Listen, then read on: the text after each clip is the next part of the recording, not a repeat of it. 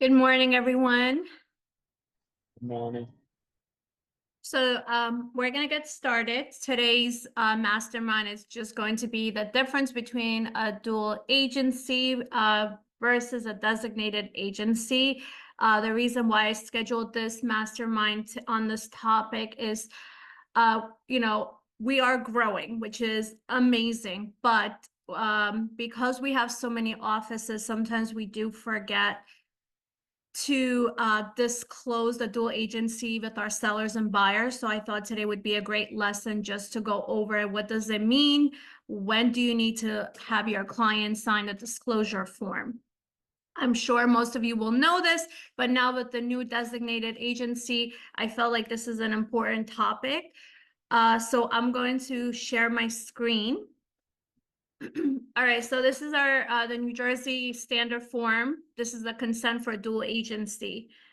When you when you go to a listing appointment, you want to make sure that you allow or explain to your seller what does it actually mean? Does it just mean that only when you, the listing agent, will bring a buyer, or when another RE/MAX select? So as you know, Rob Lazar is the broker of record, so all of our licenses are under his. So we're all a dual agent. So whether you are in Fort Lee or in Morristown, Rockaway, Tinton Falls, Ventnor, if it's a RE/MAX select listing, it's a dual agency. So when you go to that listing appointment, you want to make sure that your seller understands that. It doesn't mean that just you bring in the buyer. It also means somebody from the broker. So I am going to read this. I know it's boring, but I think sometimes hearing it out loud does help, because maybe a lot of us, we're on the rush getting the listing paperwork. We don't even read it. So I'm just going to read this for you guys so we all understand it. This agreement evidence seller's consent that the brokerage firm, as a seller's agent, may act as a disclosed dual agent in order to represent both seller and buyer in the same real estate transaction, and seeks seller consent to allow seller's agent to act as a disclosed dual agent when the opportunity arises. Seller should be aware that a real estate licensee may legally act as a disclosed dual agent only with sellers and buyers' informed written consent. Seller understands that disclosed dual agency, representing more than one party to a transaction, has the potential of creating a conflict of interest in that both seller and buyer may intend to rely on the seller's agent's advice, and their respective interests may be adverse to each other. Therefore, when acting as a disclosed dual agent, seller's agent will not represent the interest of buyer to the exclusion of the interest of the seller, nor will seller's agent represent the interest of seller to the exclusion and determinant of the interest of the buyer. As a disclosed dual agent of both the seller and the buyer, seller's agent will be working equally for both parties to the real estate transaction and will provide services to complete the transaction without the full range of fiduciary duties ordinarily owed by an agent who represents seller alone or the buyer alone. In the preparation of offers and counter offers between seller and buyer, sellers will act only as an intermediary to facilitate the transaction rather than as an active negotiator representing either the seller or buyer in a fiduciary capacity. Now, the good news is, if you read what the designated agency mean, is that now it does separate this, where you can have the fiduciary duty to just one client, even though we're all a dual agent company. I know we'll have a lot of agents from closer. So we have Signature Homes. Rebecca LaPera is the broker of record. So in that aspect, it will not be a disclosed dual agent. But for all of our other offices, which is we have 17 in New Jersey, we're all a disclosed dual agent. So you must have this signed, because would you want your seller not to accept an offer from one of our 17 offices? Probably not. And you need to make sure you explain that to your seller. All All right, so for example, seller acknowledges the seller's agent as a disclosed dual agent is not permitted under law to disclose to either seller or buyer any confidential information which has been or will be communicated to buyer's agent by either of the parties of the transaction. Moreover, seller agent is not permitted to disclose without the express written permission of the seller to the buyer that such seller will accept a price less than the full listing price, nor will seller's agent disclose without or express written permission of the buyer to the seller the buyer will pay a sum greater than the price offered by buyer. Do you guys have any questions on the dual agency? So when you're writing offers, and the reason I bring this up is, you know, there will be, or there has been situation where an agent has written an offer on another office listing and they did not disclose to their buyer, nor did they disclose on the contract that it's a dual agency. Any questions on that? And Donna, I'm a little bit confused, but I would like to have a clarification about that. Sure. So if we have a signed designated seller agent, so, but our office is always, Rob's office, all the 17 offices are always dual agent. So in Correct. that sense, we have to have the seller sign the dual agency as well, even though they express that they don't want me, like for example, to be the buyer agent, but only the designated agent, seller agent. We do need to have the seller sign this dual agency agreement. Is that correct? No, Or no? so this form right here, the dual agency for the seller is if your seller agrees that anybody in the company for Remax Select that work under Rob Lazar or you can represent the buyer, right? So the seller is allowing you, Sue, as the listing agent to also represent a buyer as well as everybody else from Remax Select. The designated agency disclosure, which I'll show you, is it falls under the umbrella of dual agent. So that means that, hey, this is the seller is okay with another agent representing the buyer, except you as the listing agent cannot. Like they want you as the listing agent to have the full fiduciary duties just to them and nothing to do with the buyer. So I'll show you that this designated agency. Yeah, So you understand that, right?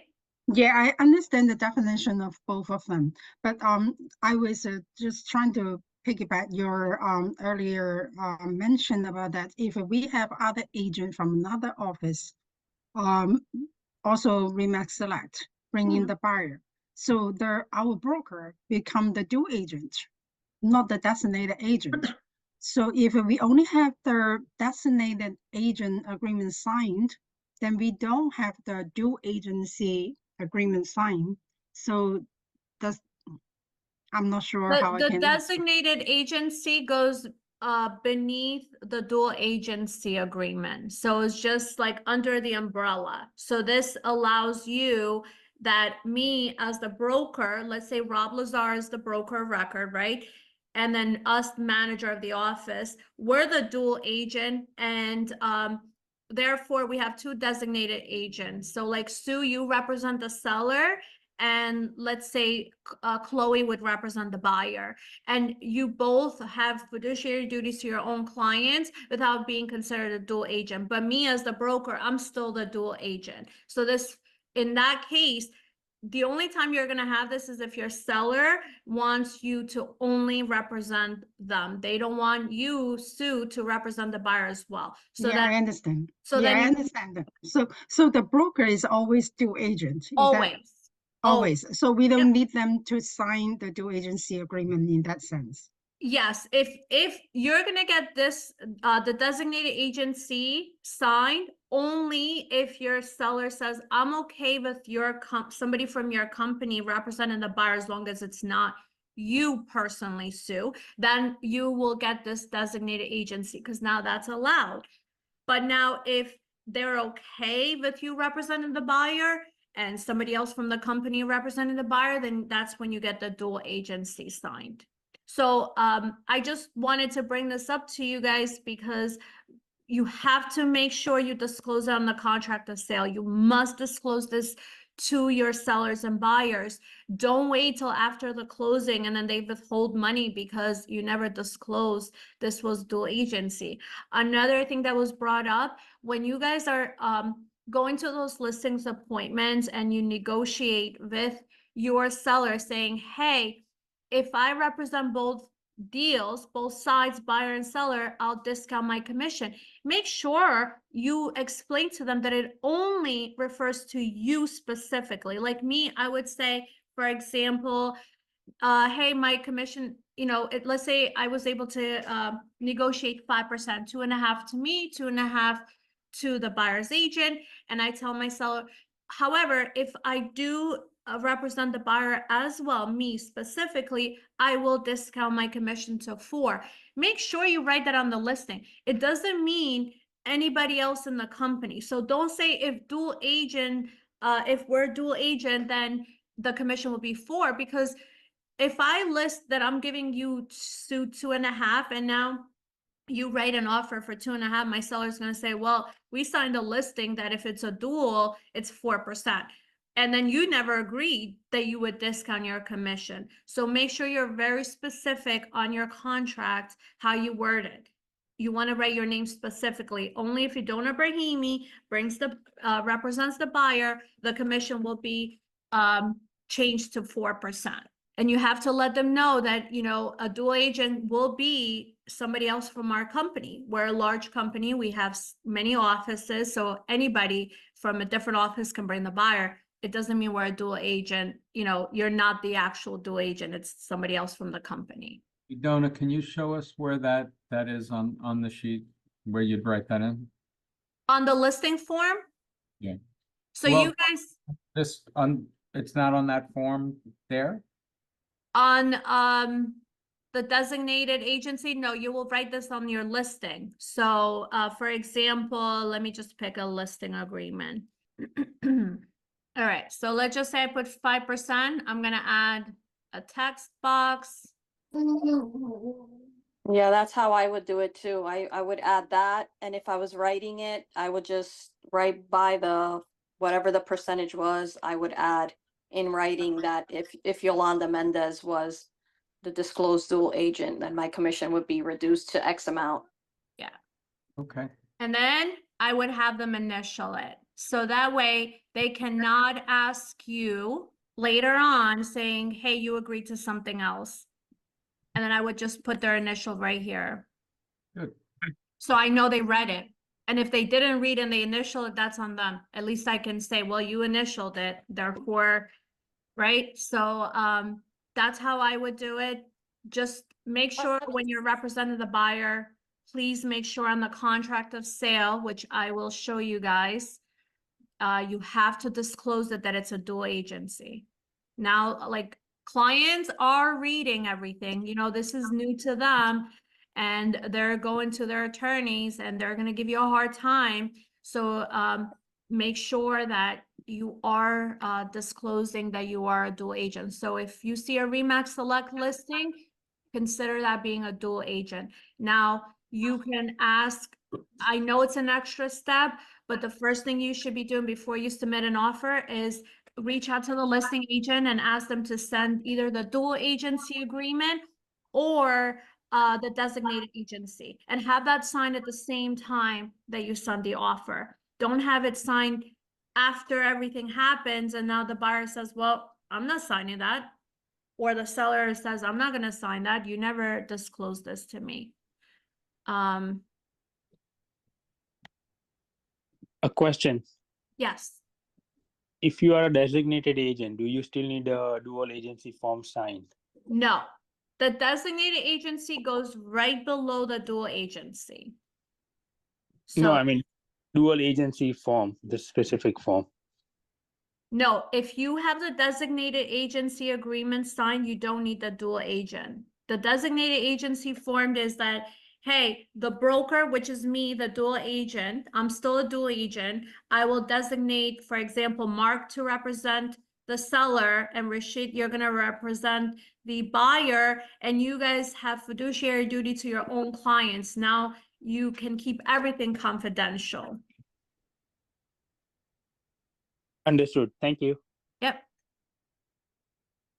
All right, so here, number one, as a real estate broker, I know we're used to probably checking the buyer, not the seller, but in this case, it would be both the seller and the buyer. All right, that's the disclosure, guys. Make sure you check mark the right box. And you have the forms. And then it will also be right here. You need to, this is your declaration. It's so important. You can check mark disclosed dual agent or designated agent. So make sure you're right. Even, let's say, Mark, you represent the buyer and I'm the listing agent and I represent the seller, and you're gonna put in, you know, Remax Select. And I'm the seller's agent. You're gonna put disclosed dual agent, and then you're gonna put in my name. I'm sorry, this is the broker, Remax Select. And that would be anyone from Select. Anyone from Remax Select. The only, you know, we are part of Signature Home in Closter, New Jersey. That's the only one that's not a dual agent. Rebecca LaPera is the broker of record there, so therefore that's not a dual agency. So if you see a Signature Homes listing, then it's obviously not a disclosed agency.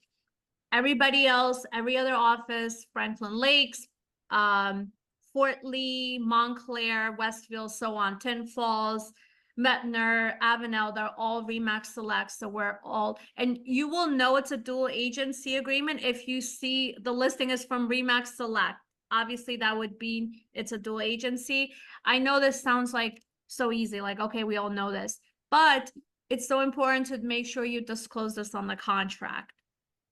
Because the seller, if you made a negotiation, if you negotiated your commission with the seller, for example, let's say the listing was 4, for example, and you were offering out 2. This is not price fixing, just an example. You offered out 2 to the buyer's agent, but you told the seller that if you represent both, you'll get 3, right? And now you have me, let's say, Mark, you're the listing agent, and I have my buyer and I bring it to you. You told me 2%. I write my offer, done deal. The seller goes to you. Well, Mark, you agreed to discount the commission to 3. Guess who's making 1%? Mark, you are. So make sure you specify on your listing agreement when you will, if you do. Some agents don't discount, but if you wanted to do that with a seller because you're up against 5 other brokers and you want to make sure you get that listing and you want to make it a sweet deal, go right ahead. I never discounted my commission if I represent both, because I feel like a buyer's agent is actually more work than the listing agent sometimes. So I wouldn't, but if you were negotiating where you had to make it a sweet deal, make sure you write that specifically.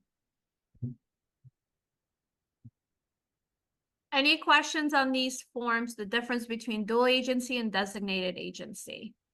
When it first came out, I was like, oh my God, how are we going to work this out? But now it makes sense, right?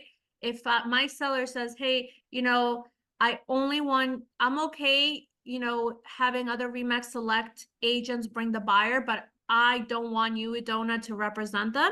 Now we have the designated agency agreement. Before that didn't exist. It always had to be a dual agent, or it prevented from all Remax Select agents submitting an offer.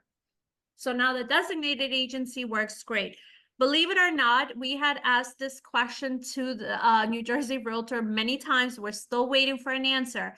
What happens if I have a listing, I'm at an open house, and I have a designated agency with my seller, and the buyer walks in unrepresented, they want me to submit an offer. Obviously, I can't represent them. I have to go to the manager who will designate another agent to represent the buyer. If you're on a team you cannot designate another team member, because the point is that the seller does not want you to make any money, and they know from a team, somehow the team leader or team member will make something from that team. So it has to be somebody that's not on the team to represent the buyer. Can you collect a referral? They don't know yet what they're going to do with that. So that's still up in the air how they're going to handle it. For the most part, I think we've been really good at just getting the disclosed dual agent. Will this change in the future once seller starts reading this more and watching the news and seeing the difference and saying, yeah, I don't want my agent to make this full amount, I want the designated agency, then you're gonna have to, hopefully by then we'll have the answer if you can collect a referral fee. But for now, I can't tell you if it's gonna be allowed, yes or no. We'll have to see how they respond back. Any questions on this? Would you guys like me to go over the buyer agency agreement? Yes. Okay. Hey, Dawn, I'm sorry, I joined late. Can you just, I don't know if you said it already, but can you just repeat why we would use a designated agent? Yes, so let me just mute everybody for a second, or if you can just please mute yourself if you're not speaking, I would appreciate it. Let me just, give me 1 second.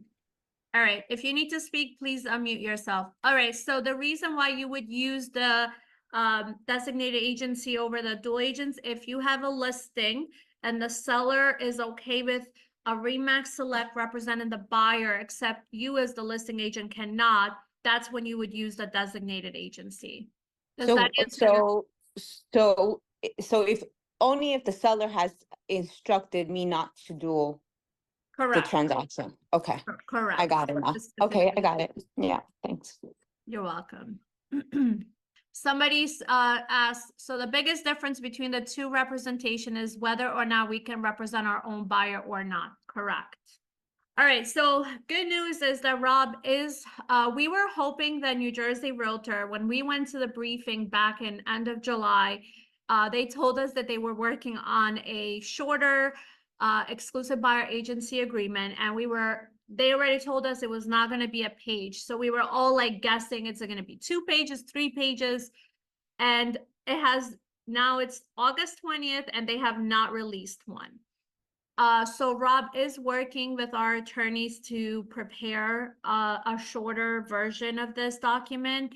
The only issue is that you guys should know is that the state of New Jersey did send us notification that we need to keep certain languages on that agreement to be in compliance with the state of New Jersey. And when you add all of those terms, it does go to like 1, 2, 3 pages. So whether or not they can cut out the words, the sentences, make them shorter, we're just working with the attorney. So hopefully that will come soon, but we are working on it now.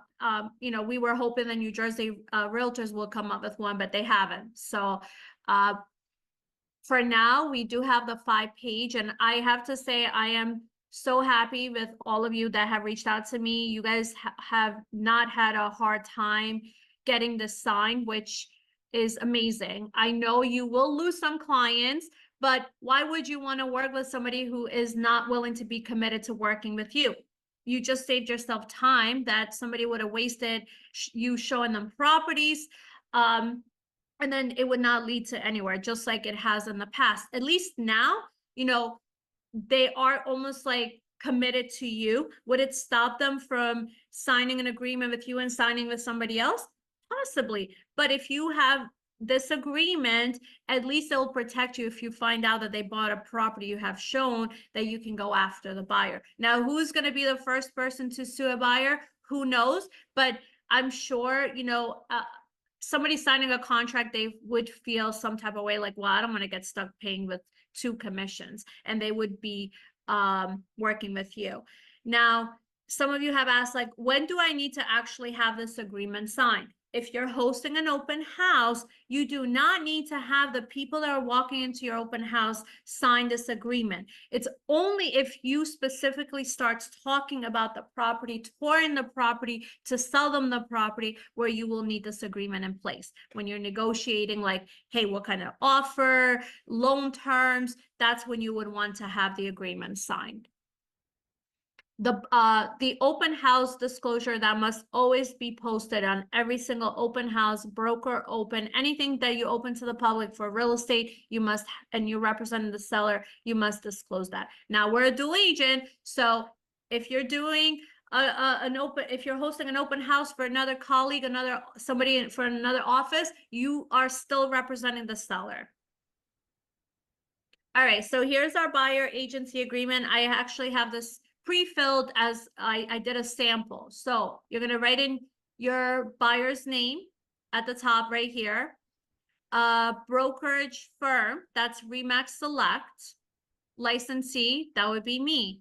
Now this is the buyer. So whether you have 1, 2, 3, 4 buyers, whatever it is, you're gonna list them right here. Then here's the location. Guys, you can make this, if you're meeting somebody for the first time, don't commit to doing everything at once. Make it for one property, 1 Main Street. I started right, 1 Madison Street, Morristown, for example, New Jersey.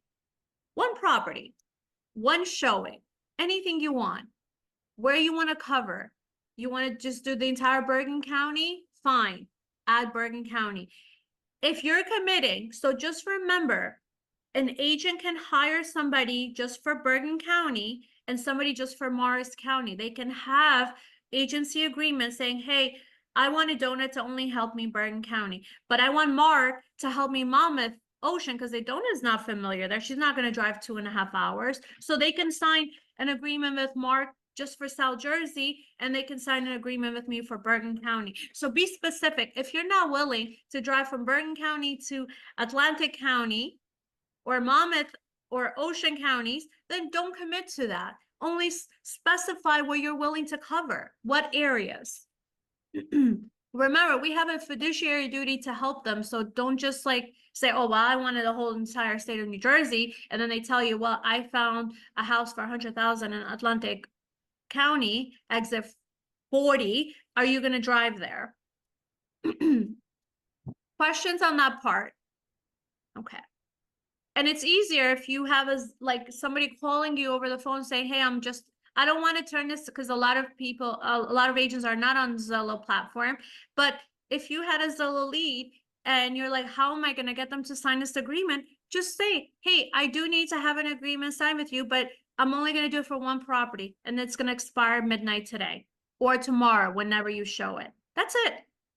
After that, you're not obligated to work with me unless you end up buying this property, and this is my commission.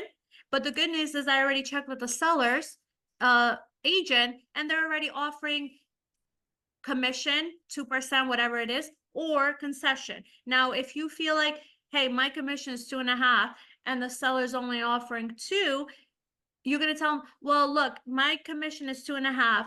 My fee to represent you will be 2.5. The good news is the seller's only offering 2%. So you will only have to pay me 0.5%. You can do that. Whatever you want, however you negotiate it with the buyer. Number 3, agency disclosure. So buyer's agent only, buyer's agent and disclosed dual agent if the opportunity arises, or buyer's agent and designated agent if the opportunity arises. Now, can you have the buyer that says, I don't want you to represent both? Yes. So it could be either or. For the most part, you're going to pick 2, because remember, Remax Select, we're a dual agent. So even if you might say, I'm only a buyer's agent, I never represent sellers. Well, guess what? Every Remax Select listing, we're a dual agent. So you want to pick the second one. Here's the terms. When will this agreement start? So obviously this was from the 15th because I did a training. So let's say today. And then here I put 1 day. It could be anything, midnight on. I can do it from today. So I'm showing a property, let's say 2 o'clock today, and it's going to end at midnight. Do you think somebody's gonna have a difficult time like understanding? Even if it's 5 pages, you're saying, here's the terms. It's only gonna be for a few hours. And if we decide that we want to work together, we can extend this agreement. But let's just see the property. And if you end up liking the property, then we can discuss how this agreement will be extended. But the good news is that our agreements now have a protection period. So let's just say your client says, I only want this property. I don't know you. I don't know if I want to work with you. And you say, okay, it's going to end at midnight tonight after I show you. You do have a protection period, which I'll show you. It's going to be later on the page. Here's the commission. So we're at Remax Select, we are not collecting a retainer fee. So you're always going to say no retainer fee. Okay.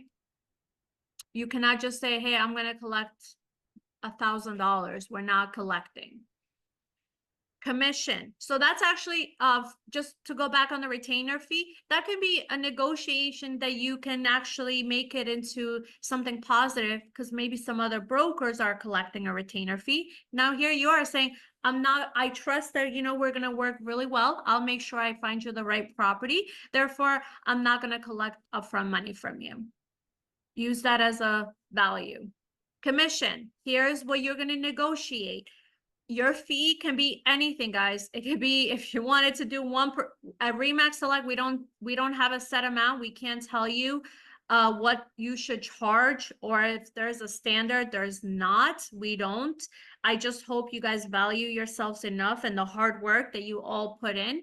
So I hope you are not doing like 1% agreement, but if you have to, you can. Nothing's gonna stop you. You can even pick a flat fee amount, 5,000, 6,000, 10,000, 20, whatever you feel like, you can do that. Okay. So let's just say for this example, it was like 2.5. So here's your protection period on section number 3, section 2. So now let's say if I did show just that one property and the buyer said, hey, I'm going to think about it. And I want to make sure that, hey, I want to make sure that if this person decides to buy this home, I will get the commission. So you can put whatever you want, 90 days, 60 days, 30 days, whatever you feel comfortable. I generally, for some reason, I always put 120 days, but again, you guys can do anything you want. This pertains to even if you had a 1-year agreement and you showed 50 properties, if that person ends up buying any of them, like, would you want to get your commission? Probably. So add your protection clause. Remember, this agreement can either be terminated or expired. And whether it terminates or expires, you must send an email to the buyer 10 days within this agreement ending with all the properties that you have shown. Please don't wait till the 10th day. If I was you, if somebody decided that they didn't want to work with me and they terminated my agency agreement and I had showed them like 20 properties, I will make sure I send them that email the next day, the latest. That would be my priority, to let them know that, hey, these are the properties I have shown you. If you end up buying any of these, I'm protected for how many days you put in here. How are you going to keep track of what properties? That's extra homework, right? Now we're not just going on the go showing 5 properties and then we forget who we showed what. So you need to keep track. I always had a habit of when I meet a client, I always give them a folder and I always print out the MLS sheets, the customer report.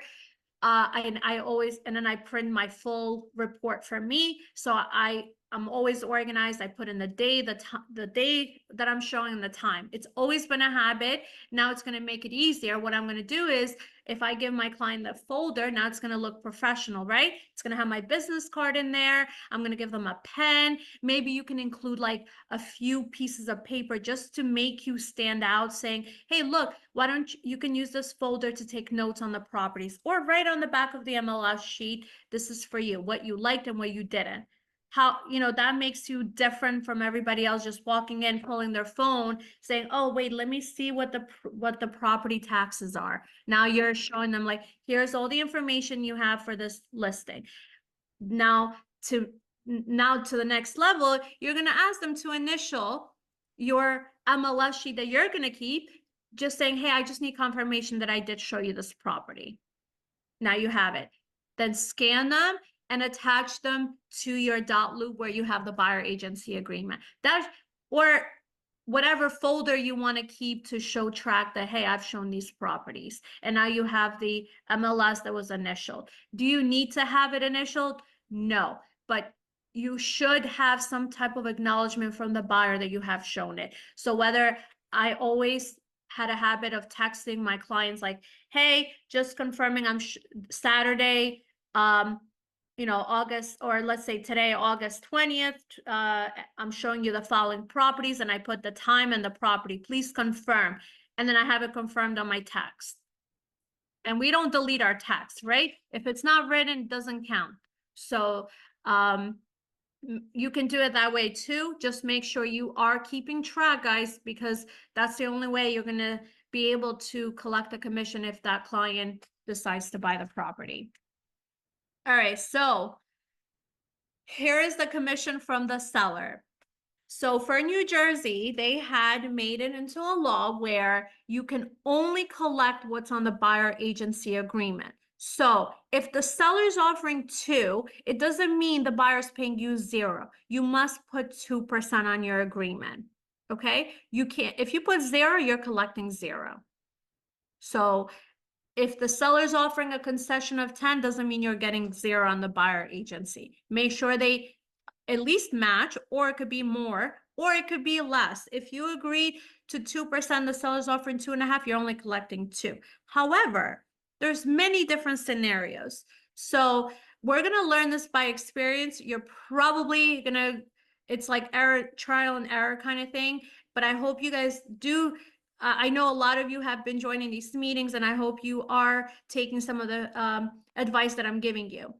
You can amend this agreement, okay? On the last page, we're gonna write a clause that allows you and the buyer agreeing that you can amend this agreement. It cannot be a variable, so you can put 2% and then, or the higher amount seller is offering. You cannot. It has to be fixed. The buyer should not be guessing, what am I paying? 2, 2.5? Cannot. It has to be a fixed amount, but you can amend it. Now, by law, if the seller's offering 2.5 and your agreement is 2, the buyer will get the 0.5%. But now if you notice, on the seller disclosures, on the listing side, now the seller has the right to decide if they want to give that extra percentage or amount to the buyer, right? They can say, no, I want to collect it, or yeah, I'm willing to give it to the buyer as a credit. Or they might, there's another one, which I'll show you, it says other, they can say, I want my listing, the listing agent worked really hard, I want them, which is probably never going to happen, right? Who wants to give, if the seller can save any amount they want, they're going to keep it for themselves. But maybe you will come across somebody. I just had, this is like my long-term client, and I always talk about him because he's like my repeat client that I would never give up on him. I just sold his house, and he decided, because the deal fell through, right? So I had to relist it. I did many open houses for him, and he decided to give me an extra 0.5%. It was him who voluntarily said, hey, you worked really hard. I'm willing to up the 0.5%. Will it happen for every seller? Probably not, but it could be, right?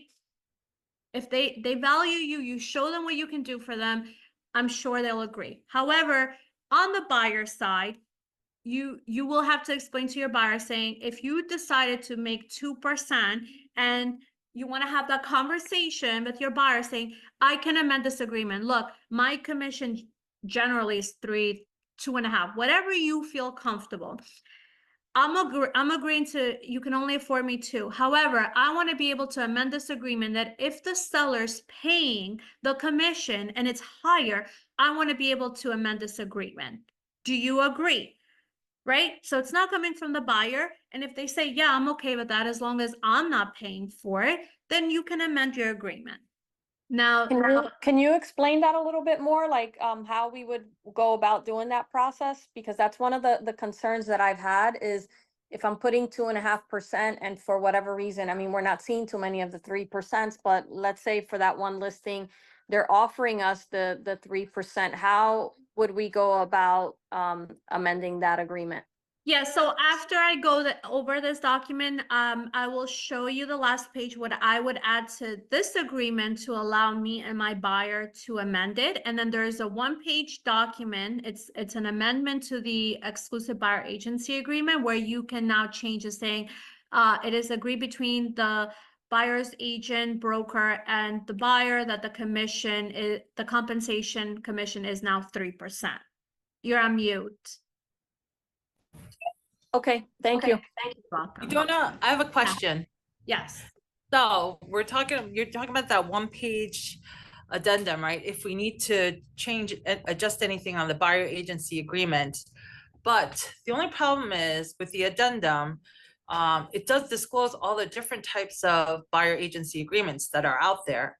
And right now, you know, even to my office, I'm suggesting the exclusive buyer agency agreement is the best one to use. So if our agents do get this filled out or signed by the buyer, they really need to make sure that, you know, they kind of stick with this, or we would have to open up another new conversation of why we didn't, you know, open up about all the other different types of agreements that are out there. Right, which I will go over it. So I guess they were New Jersey Realtors, they tried to help us by creating just one addendum and then you check mark if it's an exclusive buyer agency agreement, non-exclusive.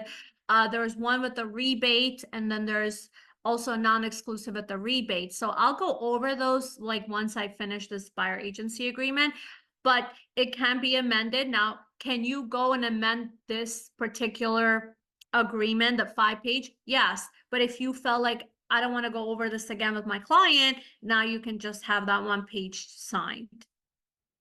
So assuming that your commission is 2.5, let's say the buyer said, I can't really afford you 2.5, or let's put it this way. Let's say your buyer says, yeah, I'm willing to pay you 2.5 regardless. Try to find me properties that are offering, but in the event they're not, I'm willing to pay you the commission. We can add it to the price, or I'll pay you the difference, whatever it is. You're gonna check marks 1. Introduce buyer to all properties that broker believe would be acceptable to buyer, regardless the compensation being offered by seller to broker. So that means whether the seller is offering 0, 1, 2, 3, regardless, the buyer wants to see all the properties.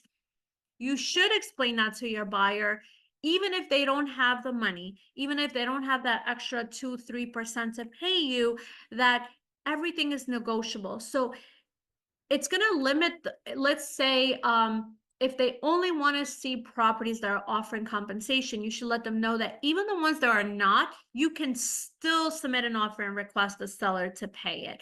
Now, the only difference would be is if you are competing with many other buyers and there's like 15 offers on that property and everybody else is paying their agent, now you have put an offer requesting, maybe you're not going to get that property, but you never know. You can add it to the price. You can add for a concession from the seller to pay that commission.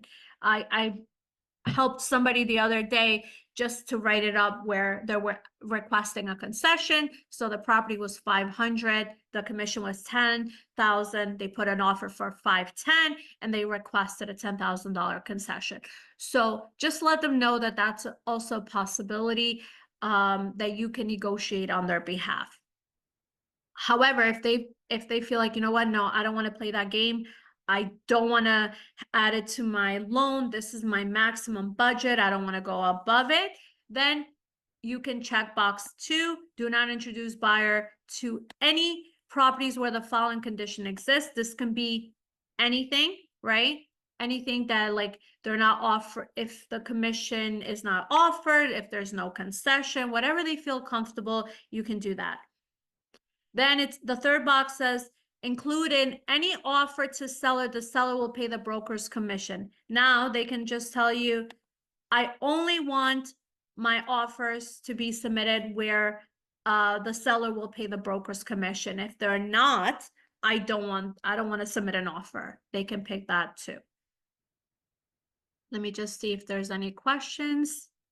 What would the other box, would be an example of what we could add to the other, and then the other, a second question would be if the price is being added on to the loan amount, what happens if the property does not appraise? Does that exclude our commission from that value? So regarding the last, I will let you know what I would write on the other boxes, but the other question you had, that's a lender question. Every lender is going to work it differently. So I'm going to stay on my lane. I won't be able to give you an answer to that. So I would just tell you, please like reach out to the lender that you work with and find out like how that's going to work out. Okay. Mark asks, so this is the document we have to have signed prior to showing. Correct. If you are touring a property, you must have the sign. Don't wait to go to the parking at the garage and be like, oh, you need to sign this before I show you. Do it beforehand. Do we need to have all people who possibly are in the deed when they end up buying for buyer agency agreement? If buyer only agrees herself to sign the agreement and refuses to have, example, her husband sign, but both of them will go see the property, do we have to have all of them sign? If so, what about if they bring a friend? As long as the person that's purchasing the property, you know they're going to be on the deed, right? You know that they're pre-approved, then I'm okay with that. But eventually everybody should be, if they're going to be signing the contract, you must have both of them on this agreement, right? Just like when we're writing an offer, we add everybody that needs to be on the contract.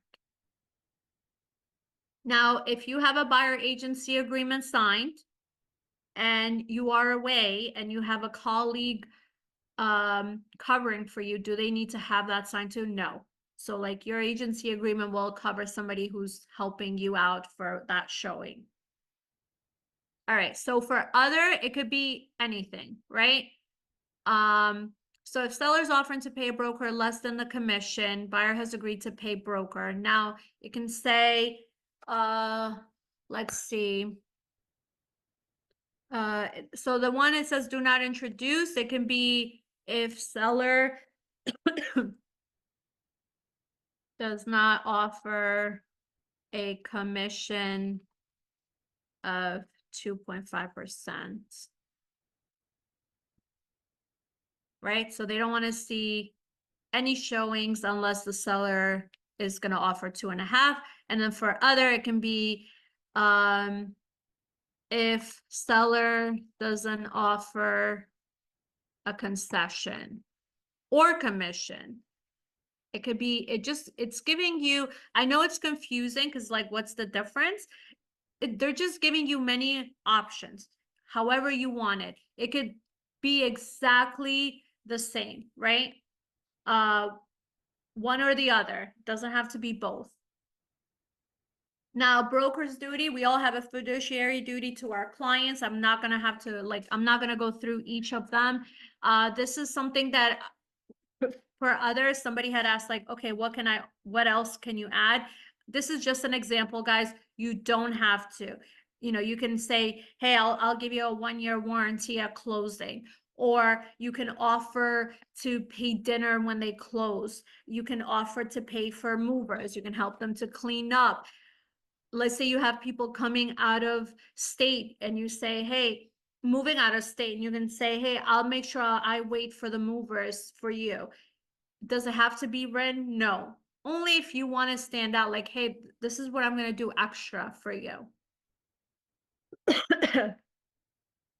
So, and then obviously this is the buyer's duty to you. Then here just list, now another option, I'm going to just read this to you. Other potential buyers may be interested in the same properties as buyer.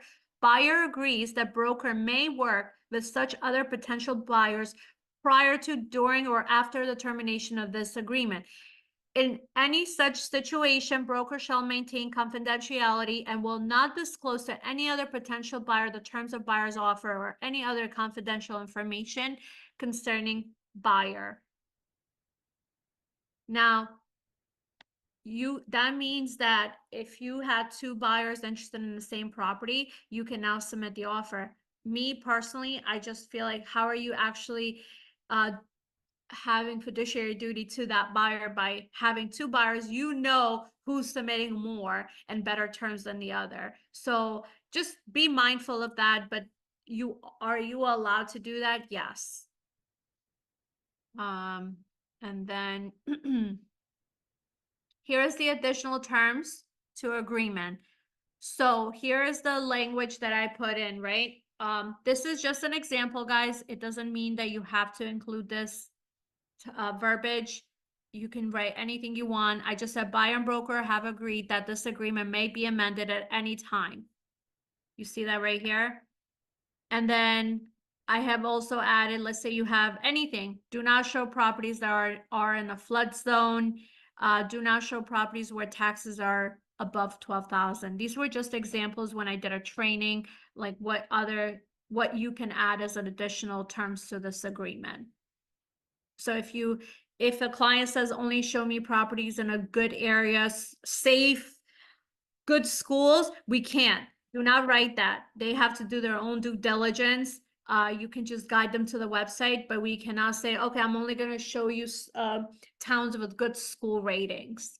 They need to tell you like, hey, don't show me houses in Rutherford. Then you don't have to because they specifically told you. But you're not going to say, I'm not going to show you, you only want schools, you only want towns with good school systems. I'm not going to show you Lodi, New Jersey, because the school rating is only a 7, for example. I don't even know if that's accurate. I'm just throwing numbers out. You can't be the one to steer the person away. Questions on the buyer agency agreement. Do you feel like you have a better understanding and a little bit more, tools that you can use to get them to sign it? I know it's easier said than done. I will share this with you. So I had, I'm partners with like, this mortgage company for many, many years ago, and I have to close at least like 1 or 2 deals a year to maintain.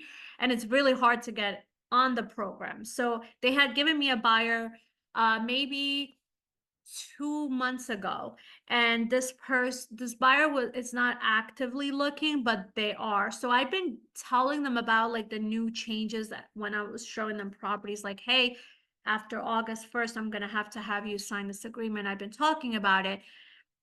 And then they decided that when it came time to see a house, it was like August 2nd or 3rd. And I told them like, okay, you need to sign this agreement. They were like, I don't feel comfortable, even though I did it for just that one property. And I said, okay, then I'm sorry, like I won't be able to show you. I worked really hard, and if I can't have this agreement, I can't tour the property with you. So then they reached out to another agent from another company, and that person did show them the property without an agreement. And but then when they showed interest, the agent pulled out the agency agreement saying, okay, well, for me to write an offer, I need you to fill out this form, this buyer agency agreement. And then they came back to me and they're like, I'm so sorry. I didn't realize this is like a new thing. I was just nervous. I thought you were trying to lock me into a contract. So they did agree to sign my buyer agency agreement, because at that point, my relationship with them was stronger than that first agent they just met online. So you will lose some, and you have to be okay. This is new to them too, right? I can understand both sides. They're nervous that sometimes somebody might just contact you to see your listing. They might not even care to buy it. So if they don't want to sign this, then you just saved yourself hour, 2 hours going to show that property, and you just need to be okay with it. So Adon, I have a question. So are we allowed to show the property without an agreement? No, you are not. You are not allowed.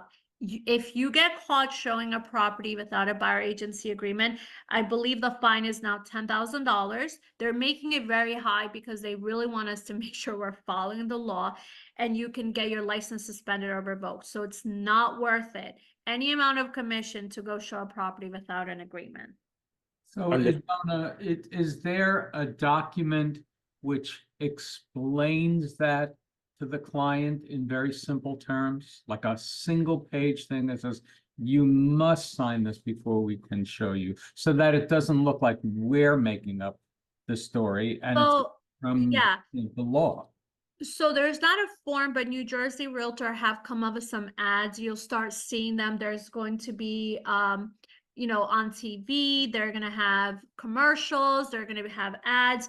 There are some posts I took off their website I can share with you guys. I think I shared some of them on my social media if you follow me. It comes from New Jersey Realtor saying, hey, if you're looking to buy now, things have changed. You will be required to sign an agency agreement to tour a property. So it's not coming just from you. You can direct them to the website as well for them to read on it.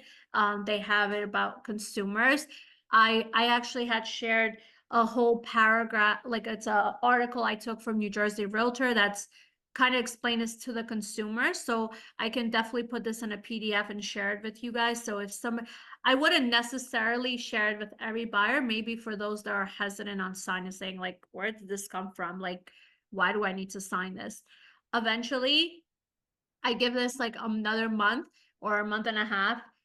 Buyers are going to get used to hearing this, right? Whether it's from friends, family, or, you know, going to an open house, they're going to know that, you know, this is like not just a brokerage thing. This is like a statewide.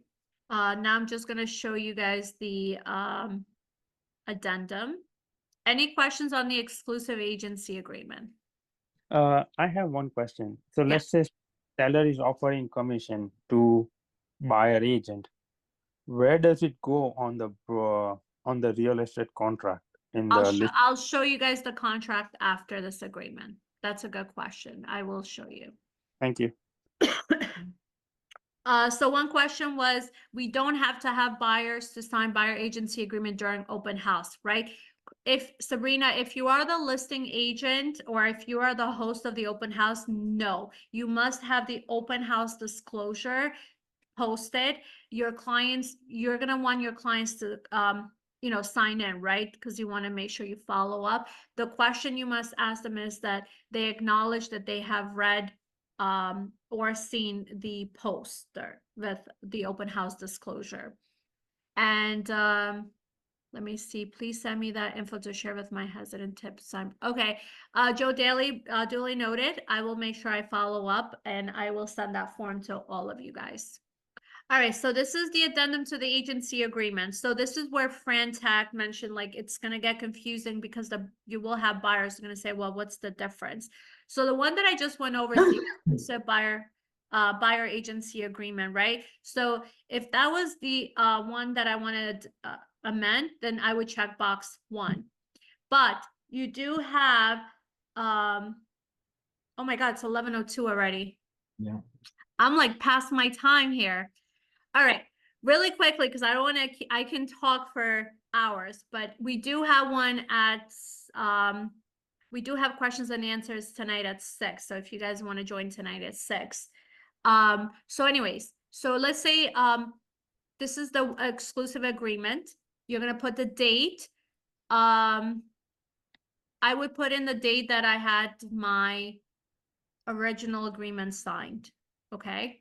And then I would say, let's say my agreement was 2%. However, they did agree that if the seller's offering more, I can get paid more. I will say, the buyer broker commission has been amended to 2.5 for property 1 Main Street, Madison, New Jersey, just making up, okay? But don't we have to say how that's broken down and spell that out? So this is, so this amendment is from the buyer, right? So the buyer agency agreement has, the buyer owes you the 2.5. Whether the seller's paying or not, you have an agreement, you're getting paid 2.5. Now, on the contract, let's say, somehow you were able, however you guys want to do it. Do you want me to show you where the seller's offering 2, but you still want 2.5? Or do you want to do where the seller is offering 2.5 and your buyer's paying 2.5? Let's do it that way so it makes it easy. So on the contract of sale, all right, so here, if you're collecting from the seller, you're gonna put from the seller. If you're collecting just the seller's not paying and the buyer's paying you directly, you're gonna do it from the buyer. If both of them are paying you, because now you can collect from both, you're gonna put 2% from the seller and 0.5% from the buyer. Make sense? Because now if you had an agreement for 2.5 and the seller's offering 2, you're gonna say, well, how do I prove that the seller's offering 2%? Now, for now, when you're submitting this contract, because now everything has an addendum, now you have the cooperating broker compensation agreement. Honestly, I used it on one of my clients and it was not hard at all. The seller, the selling agent signed it right away. You put in the date, the listing agent broker, the agent's name, Remax Select, your name, the address of the property. You're gonna put the listing agent name here. Then, I'm sorry, the first line is the listing agent. And then here you're gonna put in the buyer's agent name. Then here you're gonna put in what you're getting, 2%. Or whatever, if it was a concession. Actually, you can't get a correct, scratch that. I said that by accident. This is not used for concession. This is just strictly commission. So 2%, or if it was like a flat fee the seller's offering, let's say if it was flat fee, you would put in 10,000. This is what I did for one of my one of my offers. I put 2% and then I put other and I put minus 250 listing fees. Remember, if they're offering a commission, they're probably gonna ask them if they have a listing fee. Don't wait till the closing. That's how I did it. So I know, and they know I'm gonna pay it. And then you guys can sign. The buyer's agent, the seller agent sign. You submit this form with your sales contract? Absolutely. I send this to my the listing agent and then they sign it. If they're offering a compensation, they should not have a hard time, signing this. You're just confirming it's on the contract, but remember the contract is between the buyer and the seller. This agreement is from broker to broker. Are we going to send this document to attorneys? The other listing agent, they did. Right. It's not required. You just need to have this for your documentation. So when you're submitting your commission and they question you, now you have this on your file. Understood. Thank you. You're welcome. All right, look, it's I have a 11. question. I have Yes, a quick question. Sorry, sorry. that's okay. Okay, so the cooperating broker compensation agreement is, what's being offered to the buyer's agent, and the two brokers agree upon what's going to be paid out.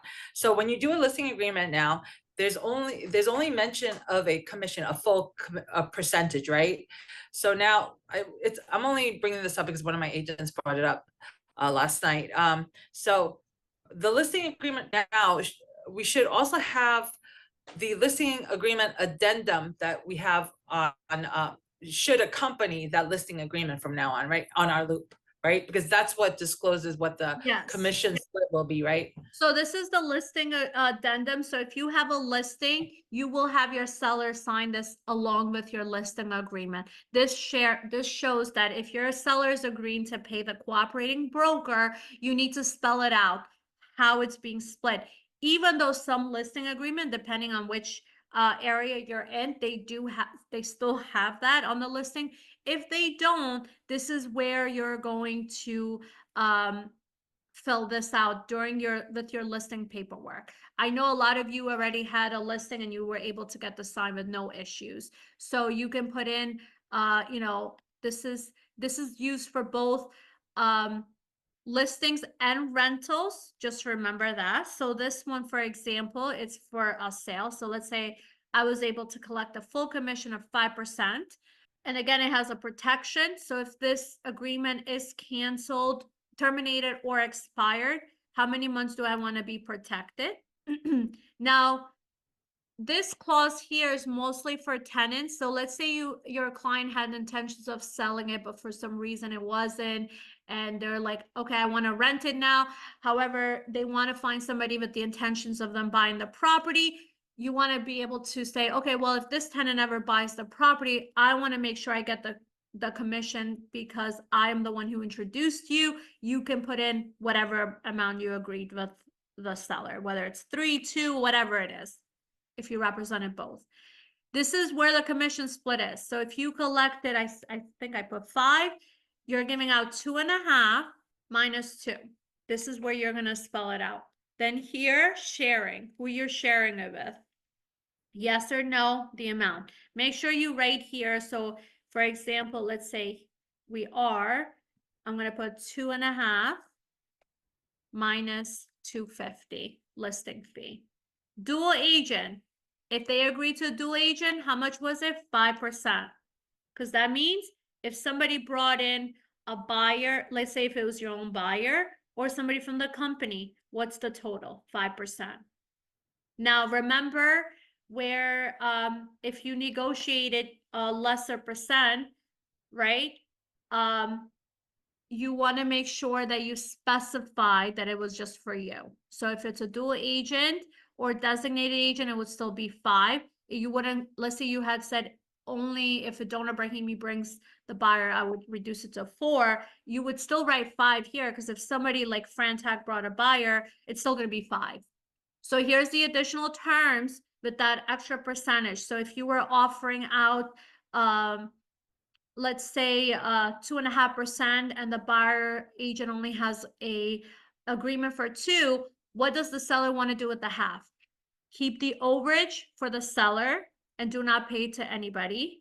Credit the overage to the buyer or other. They can say, credit it to the listing agent. Here, if they decided not to give out a commission, but they're willing to give out a concession, this is where they can put in whether it's an amount or a percentage. Questions?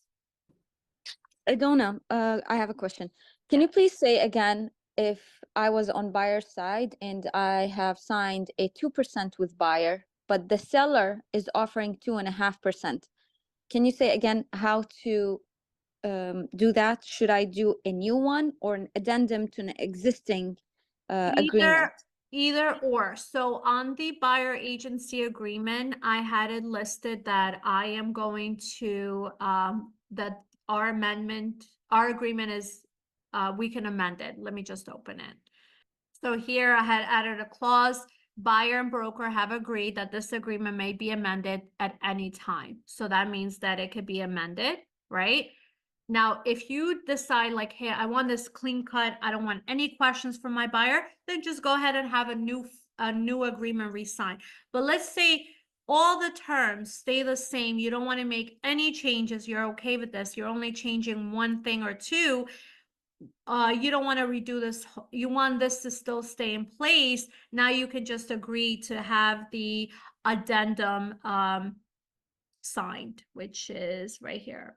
So now this will become part of that agency agreement. So let's say the terms, you had it for 6 months, but now you're just changing the percentage, then you can add this. Or if you're agreeing with the terms, let's say you change the areas, like they were just looking Bergen County, they want Hudson County, now you're going to add it to Hudson County. If your buyer agency agreement only has 1 county in Bergen, you cannot show them houses in Hudson because you're not covered. So if you're doing that, that's when this agreement comes in place. Thank you. You're welcome. All right, guys, it's about 11:15. I will do more of these on Tuesdays. Just remember, Mondays and Wednesdays at 10, we do have managers on this Zoom that are here to ask, you guys can ask some questions. And then Tuesdays and Thursdays at 6. Fran is on Tuesday and me, I'm on Thursdays. And then we do have this Tuesday mastermind, which I will go over more of this. And as we learn from experience, I'll be able to share more tips with you guys. I hope you found this helpful. And I appreciate you guys being here. And then I will see you guys soon. Have a great day, everybody. Thank you. You're welcome. Bye. Bye.